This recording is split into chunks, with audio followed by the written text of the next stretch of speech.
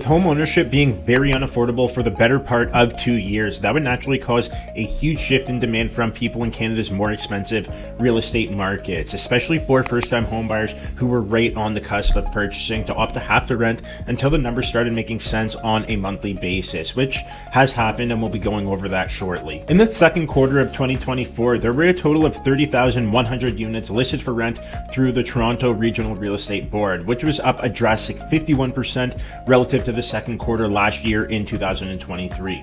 Of those 30,000 units listed for rent, the total number of spaces actually leased out equaled 17,400 units, 25% more than Q2 numbers last year. So it's clear that there have been a lot of people that have chosen to go that rental route over the last year or so, but rates have come down and they're continuing to decline, which has given people the confidence to test the waters in the buying and selling market once again. Economists now predict that Canada could be sitting at an overnight lending rate close to 3 to 3.5% by the end of 2025. TD, however, they predict that it could be even lower by the end of next year, but we will see how things continue to play out. Before getting into the rest of the rental updates, I want to go over how we got to this point. First off, 6 years ago, the average sale price of a home across the GTA or the Greater Toronto Area sat at $787,000. Fast forward to today, and the average price of a home is now sitting at $1.126 million. The prices have soared by 42.95% since 2018. The cost of living has also increased like crazy, and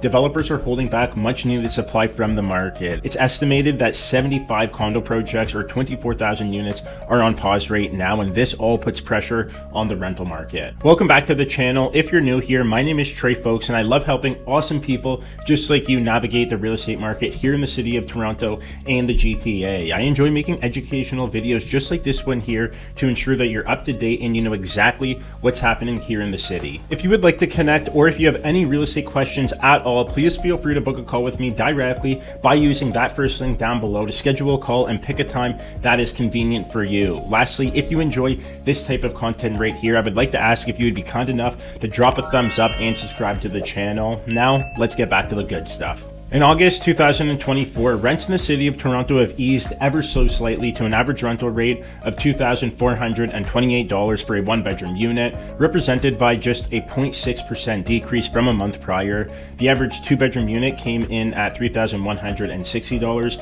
down 2.4% month over month, and three beds came in at $3,740 per month on average, up 1.8% from a month prior. This image shows the average asking rent for Canada's largest markets in purpose-built condo apartments. Now, a purpose-built condo is a development where the entire building is rented out and you don't have any individual unit owners. The average price here is also a little bit elevated in comparison to a regular condo building, since a lot of the new projects, especially in the city of Toronto, come with really cool amenities. You get your pool, a nice gym, maybe a sauna and a steam room, games room, theater rooms, which all make for a really exciting experience. This shouldn't be mistaken though with regular condo projects. There are a lot of buildings out there with unreal amenities, and the same as the ones that I just mentioned for regular condos. They'll just vary a little bit more from one building to the next. What can you do to have success when finding a new rental unit here in the city? I would definitely start by having all documentation ready to go and in a tidy manner so that you can be ready to offer on something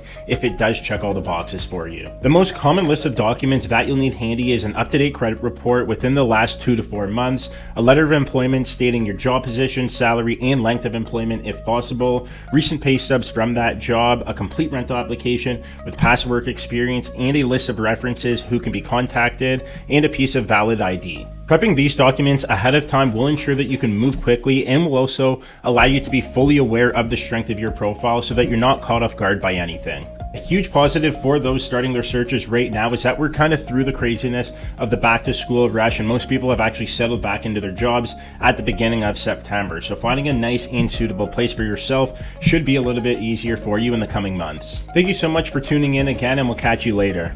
Peace.